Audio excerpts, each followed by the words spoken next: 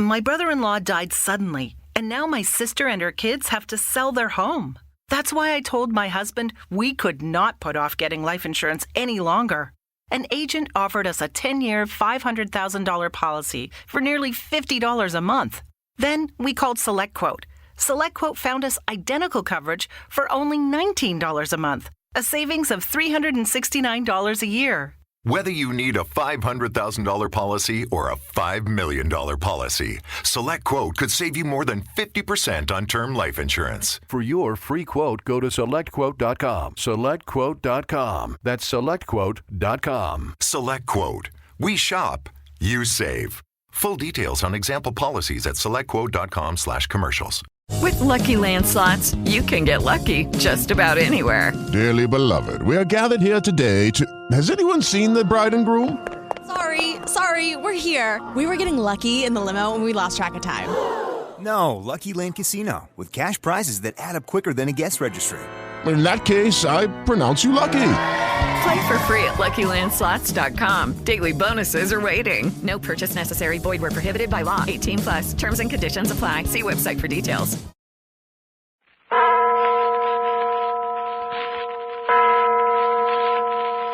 Adventures by Morse.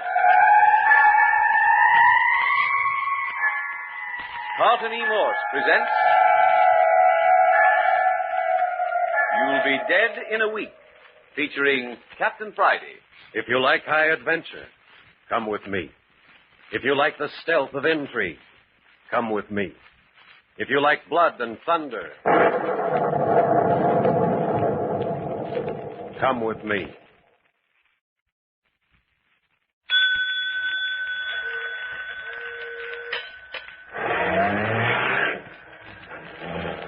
Late yesterday afternoon, Captain Friday and his operative Skip Turner hopped a plane in San Francisco and hurried south to Hollywood on a very mysterious mission.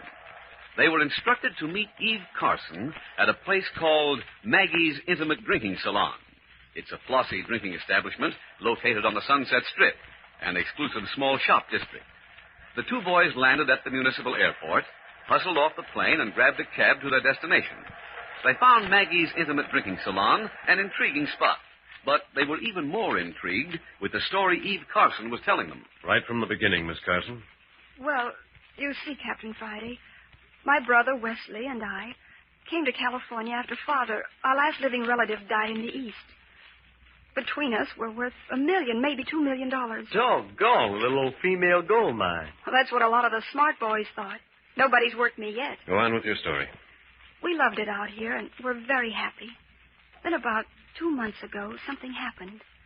My brother was coming down to breakfast one morning when suddenly he lost consciousness and plunged headfirst down the stairs. I see. Bumped his head in the fall, and he hasn't been the same since. No, he apparently wasn't hurt in the fall, but he went to our doctor to find out why he lost consciousness. The doctor told him, Wes, in a week you'll be dead. Well, you didn't take just one doctor's word for it. Oh, no, we checked with 3 other specialists. And they all say your brother will be dead in a week? Yes. I see. And, of course, we're very sympathetic, Miss Carson, but where do we fit into the picture? Ever since Wes heard the bad news, well, he just shrugged his shoulders and said, what have I got to lose? And has been running wild ever since, huh?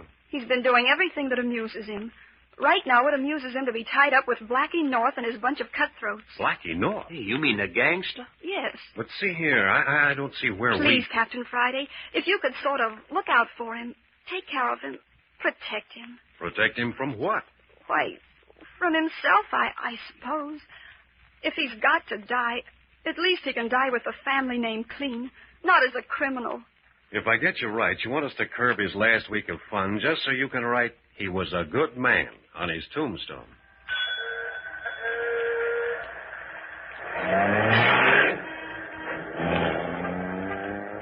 But this little conference wasn't the only thing that took place at Maggie's Intimate Drinking Salon. Skip Turner, a little bored with the inactivity in the dimly lighted cocktail bar, picked a fight with the piano player and laid him gently across the keyboard. He did the same thing with the waiter and then tied up the hat-check girl, while Captain Friday disposed of 2 of Blackie North's gunmen who had descended on them. It was all over before Skip learned from Wes Carson, the man they were hired to protect, that the piano player was none other than Blackie North himself. Say, what are you trying to do, fella? Commit suicide? Huh? That man you just knocked out is Blackie North. Well, what about it? You wake up some morning with a carcass full of lead. Who are you, anyway? Wes, please. They're friends of mine. Eve, are you the cause of all this? Do you mind, Wes? These gangsters are nothing to you, are they? No, they're just amusing. But Blackie North's a pretty tough guy. Somebody's going to get hurt. Who are these two fellows? This is Captain Friday and Skip Turner. How are you, Wes? Your sister here's hired us to play bodyguard and fall guy for you during this next week. Oh. She told you I'd be dead in a week? That's right. During that time, I intend doing whatever it suits me to do. Oh, she didn't spare the horses none. We know the score. And you guys are crazy enough to see me through? Well, we'll try to keep you out of jail. That may be more difficult than you think. The police want me, you know. Yeah? Why? Oh, they don't know they want me. They just want the guy who stole this handful of diamonds out of a certain movie star's bedroom. Hey, look at them rocks. Why'd you steal them? Just for the thrill. Just to see if I could. Anybody else know you took them? No. Mind if I take them? Not at all. I haven't any use for them. Well, what are you going to do with them? Here, Skip. Light these diamonds on Blackie North before he wakes up. It'll be a pleasure. I'll go out to the bar and get the police on the telephone. We'll be doing two good deeds. Helping the police capture a criminal and fixing it so we won't be murdered. Hey, you hear that? The police are coming. Oh, we must have got wind of something. Get rid of those diamonds quick, Skip. Right, boss. Come on, Eve. Wes, let's get moving. Moving? Where? Well, what would amuse you? I want to rob a bank.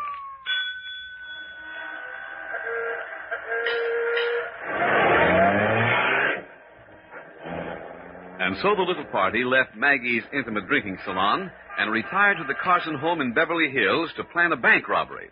That was last night. This morning, Captain Friday and Skip are seated in the breakfast nook, wondering about their next assignment with Wes Carson. Hey, with all this leather upholstery on the window seat and a glass top on the table, this looks more like a cocktail bar than a breakfast nook. I can see you don't get around much in Beverly Hills, Skip. No, and I ain't used to going without breakfast, neither. What gives? Miss Carson's preparing it, I believe. It's the maid's day off. Oh, this would have to happen to me. I'm starving. Oh, it may not be so bad. She seems a very practical girl. Yeah, but I wish you didn't have to practice on me. What you staring out the window for? The fog's lifting. Well, it always does about this time. What you looking at? Just as I suspected. There he is on the corner. Who? One of Blackie North's gorillas. See him? Where? Oh, yeah. Hey, that's one of the torpedoes we beat up last night. He's watching this house, all right. You want me to go out and dust him off? No, we got more important things to attend to. And don't say anything to Eve. Might worry her. Wonder if the police picked up Blackie last night. No, unfortunately, our little plan didn't work out. How do you know? I've already read the morning paper. That siren we heard was a police car, all right. But they were on their way to a club a couple of blocks down the strip. Yeah? What happened? Oh, the usual brawl. Movie actor and an orchestra leader. Well, then, hey, that means that Blackie's got them diamonds and nobody knows it but us. That's about the size of it. We certainly played Santa Claus to Blackie last night. Now, watch it. Here's Miss Carson. Oh, good morning, Miss Carson. Good morning. Sorry to make you wait so long for breakfast. Hot cakes. I hope you like them. Please help yourself to the syrup while I pour the coffee. Did we do anything to help? No, everything's under control now, I think. Please begin. I don't need no urging. These hotcakes look delicious. And they are delicious. Man, pancakes are my favorite fruit. And these are the best I ever tasted. You certainly fooled me, Miss Carson. Fooled you? How? Well, you don't look like a babe who could hatch. That's a left-handed compliment, Miss Carson. Skip means you're so beautiful and charming, you'd never suspect you could also cook. Oh, thank you. But I'm afraid I haven't cooked much since finishing school. Oh, you cooked in school? Well, of course. In the domestic economy class. We all had to take it. Well, blow me down. Hey, they're finally getting some sense in these colleges. Won't you have some more? No, thanks. Better save the rest of that batter for Wes. He'll be hungry when he wakes up. You're sure he's all right, Captain Friday? Oh, yes. I only put one sleeping tablet in his drink last night. They're harmless. I do wish you weren't so set on robbing a bank. So do I. And if it wasn't for you and your pancakes, Miss Carson, I'd be tempted to take it on the lam right now. But he is set on it. That's why I gave him the pill last night, so I could make a few phone calls. Do you think he can manage it? Safely, I mean. Well, Mr. Jordan's on his way here right now. Mr. Jordan? He's the manager of the city bank. Your bank, I believe. Oh, yes, of course. You say he's coming here? I'm afraid we'll have to take him into our confidence. Oh, Captain Friday, I love my brother.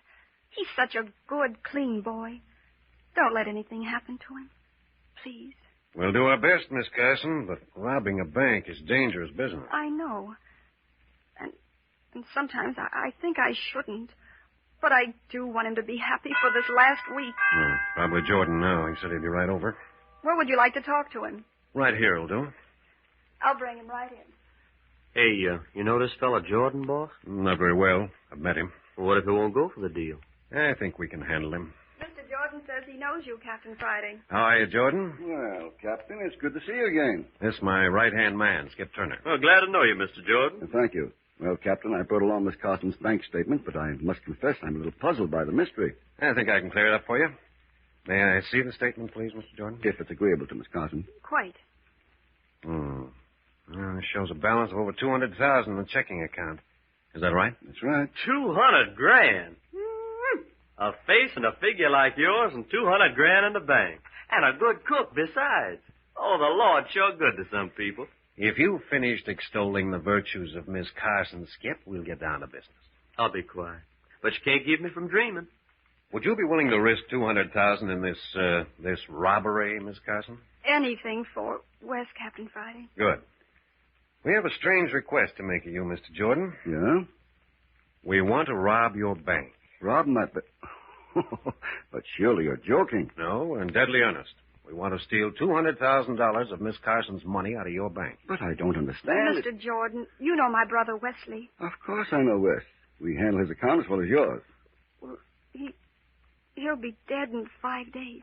West dead? That's the prophecy of the best doctors on the coast. But I can't believe it. He looked so healthy. Why, only yesterday I saw him. Nevertheless, Mr. Jordan, we have it on the best authority that Wesley Carson will die within 5 days. Apparently there's nothing medicine can do about it. Oh, Miss Carson, I'm so sorry. Wes is such a fine young man. Now, you can well understand that Miss Carson wants her brother to enjoy all the happiness possible during these last 5 days. But of course, and if there's anything I can do... There is a lot you can do. You can let him rob your bank. It's an impulse he's had since childhood, and now he feels there's no longer any reason for repressing it. Oh, I see. Here's our plan. Miss Carson will give you a check for $200,000. You distribute this money among your tellers. We'll stage the robbery, enter the bank, and steal Miss Carson's money. Will you cooperate?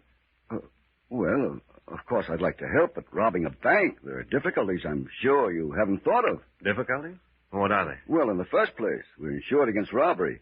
You'd have to have an understanding with the insurance company. I talked to the president of the insurance company last night. He's agreed to delay the investigation for 6 days, after which time all the stolen money will be found in an ash can at the rear of the bank. Then you can tear up Miss Carson's check. Well, if the insurance company's agreeable, but what if something goes wrong? Well, you're protected. You have Miss Carson's check. You owe her nothing. You're out nothing. Have you fixed it with the police? No, I don't think they'd approve. And secondly, I'm afraid Wes might suspect. Yeah, and as long as we're in this, we might as well enjoy it. I'm afraid I don't share the same craving for excitement. When would this hold-up take place? This afternoon. Skip, Wes, and I'll enter the bank about 10 minutes to 3, just before closing time. Oh, good heavens.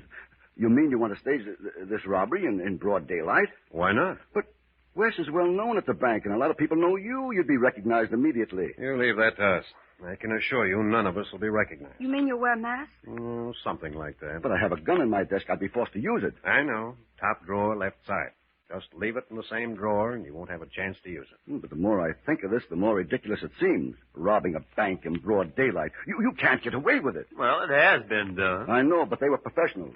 And besides, they're usually caught sooner or later. And another thing, there's an electric button under every teller's window. The moment one of them got suspicious, a light touch of one of these buttons would bring the police. Well, the tellers won't touch any buttons. Not if we have them covered. Those tellers are mostly girls. I'd never forgive myself if anything happened to one of them. Nothing worse than a fainting spell, I assure you. Well, I'll take care of the ladies. That's my department, Mr. Jordan. And they'll have something to talk about for the rest of their lives. You're forgetting about our guard. He also carries a gun. Oh, Hennessy? I'll take care of him, too. I don't know. He's a good man, Hennessy. Well, good men are my specialty. And it's settled? Will you write out a check for $200,000, Miss Carson? Not so fast, Captain. I haven't agreed to anything. Mr. Jordan, put yourself in the place of Wes Carson. Please, Mr. Jordan. He only has 5 days. I know, Miss Carson, but robbing a bank... You've nothing to lose, Jordan. To all outward appearances, this will be an ordinary holdup as far as you're concerned. If we're caught, we'll take the rap. Why, I could lose my position or land in jail. Not at all. You're not to implicate yourself in any way. Well, then... Is the check ready, Miss Carson? Here it is. $200,000 drawn on Mr. Jordan's bank. Yeah, I'll try. Oh, that's the way to talk, fella. We'll have a lot of preparations to make, Mr. Jordan, so you'll excuse us if we rush you off. We'll see you later in the day. Good heavens, you really mean you're going to do it today? At 10 minutes to 3. Oh, dear. Well, all right. But I warn you, I'll have to do my best to stop you. Of course. That's the way we want it. We'll take our chances. Well, goodbye, good luck. I certainly hope everything goes off smoothly. You don't know how grateful I am, Mr. Jordan. I'll see you at the door. Oh, dear, 10 minutes to 3. Come on, Skip. We got to wake Wes and then do some shopping. And then rob a bank in broad daylight. Man alive, this is right down my alley.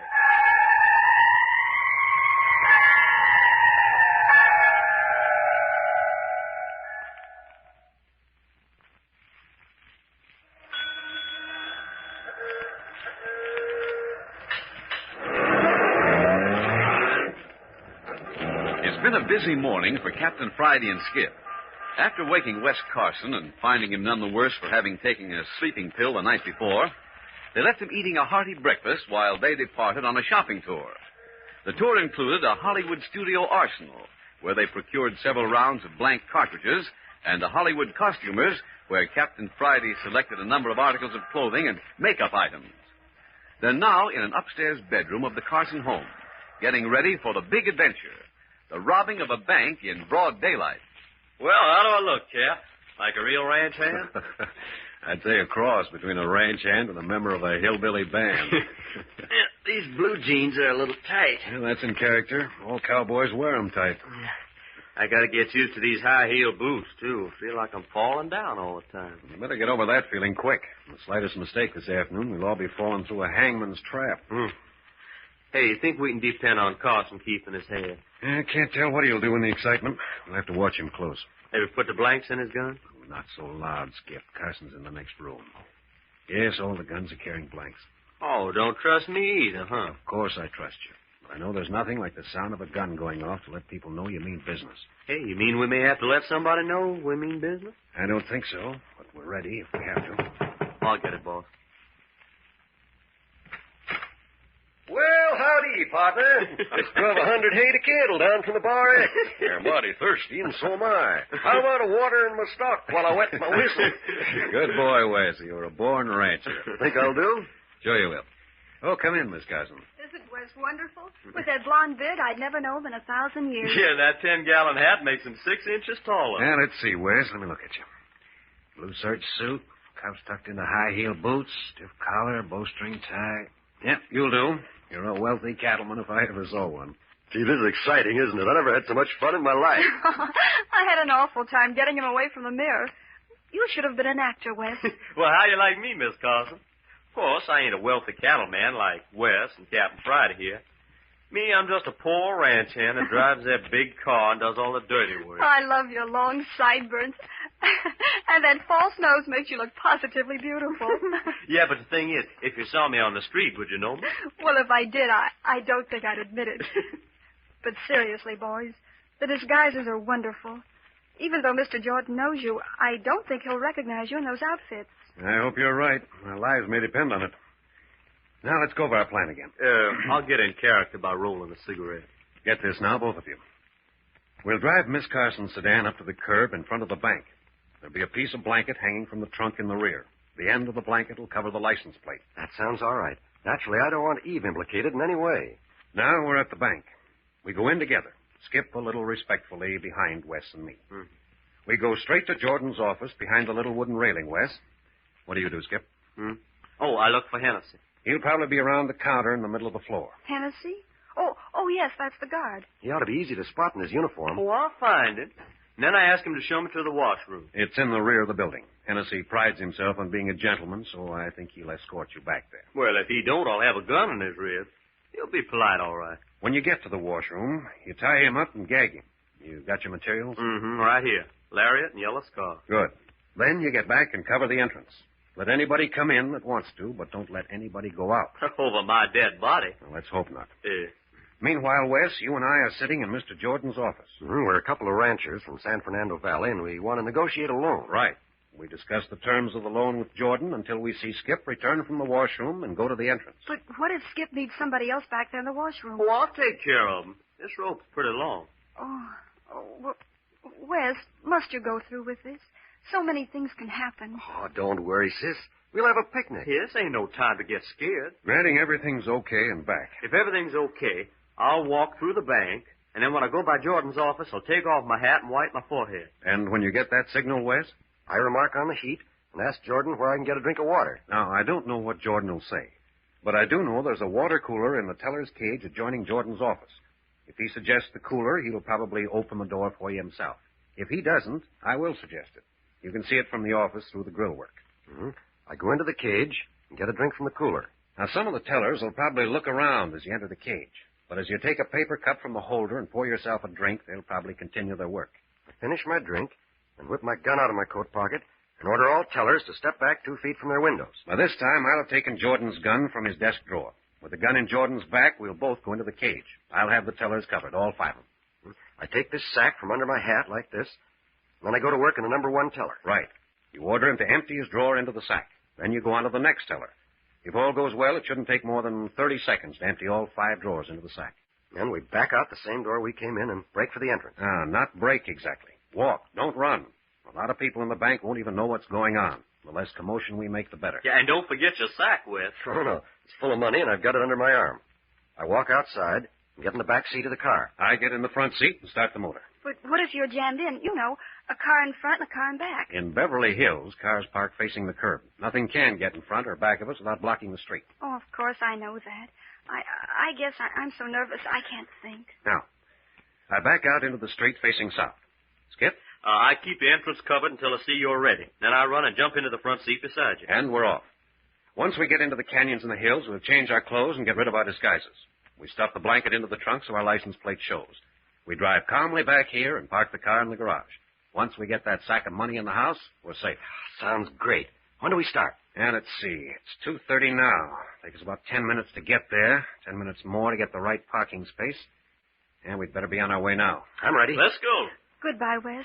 Let me kiss you. Don't worry, Eve. Everything will be all right. But how will I know? When will you be back? It shouldn't take us more than 15 minutes to change clothes afterward. We should be back here in 45 minutes. I have a feeling this is going to be the longest 45 minutes of my life. So have I. Come on, let's get it over with.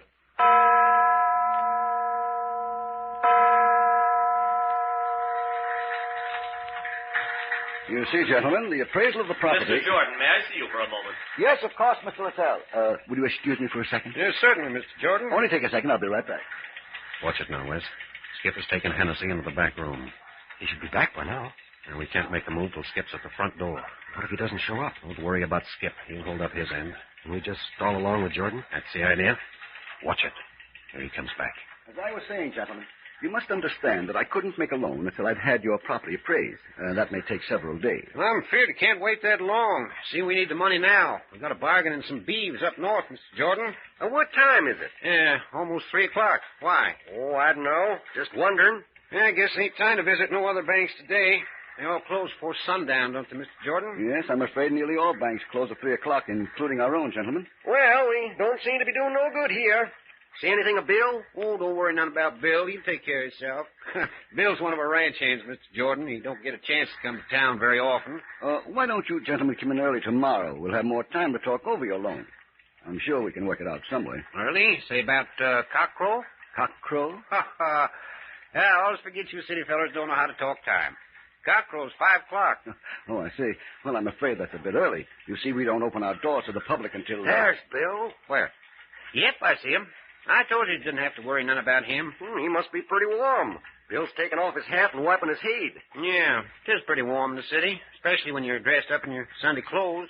Have a drink of water handy, Mr. Jordan? Water? No, I'm afraid we Ain't don't. that one of them newfangled water coolers in that there cage? Oh, yes, but we don't usually... Go on in, help yourself. Mr. Jordan won't care, will you? Oh, no, of course not. But I'll have to unlock the door to the cage. Sorry to be so much bother. When you're so dry, you're chewing on cactus. There you are. Cooler's over there. Hey, what are you doing in that door? Button your lip, Jordan. Now ahead of me. Into the cage. It's you. Why, I didn't recognize... Pipe down and do as you're told. Yes, sir. All tellers, hands over your heads. Step back 2 paces from your window. Hold up.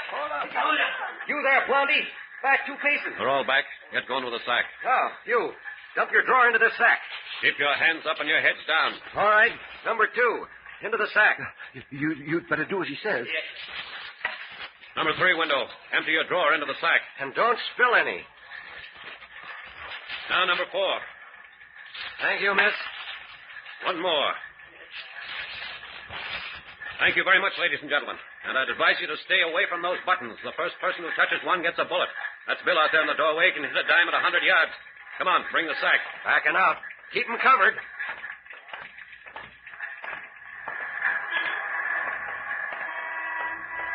Take it easy, Wes. Here's the car.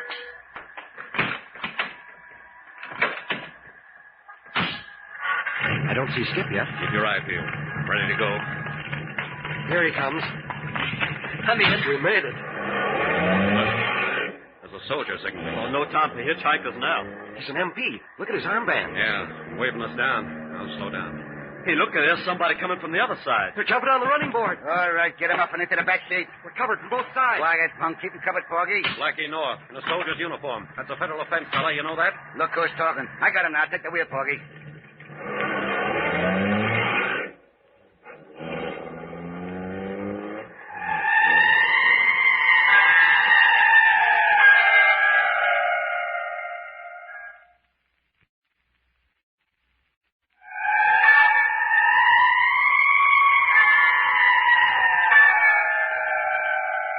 Blackie North, the gangster from Maggie's intimate drinking salon, apparently heard of the bank robbery deal and had his guerrillas on hand to collect the $200,000 without even going near the bank.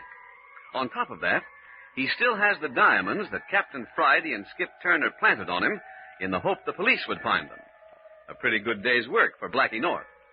Listen next week for the third and last episode of You'll Be Dead in a Week. You are listening to Adventures by Morse.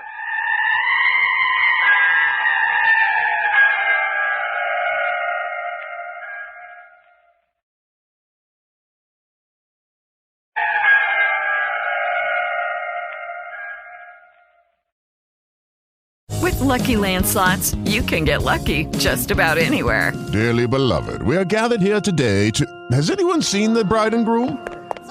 Sorry, we're here. We were getting lucky in the limo and we lost track of time. No, Lucky Land Casino, with cash prizes that add up quicker than a guest registry. In that case, I pronounce you lucky. Play for free at LuckyLandSlots.com. Daily bonuses are waiting. No purchase necessary. Void where prohibited by law. 18+. Terms and conditions apply. See website for details.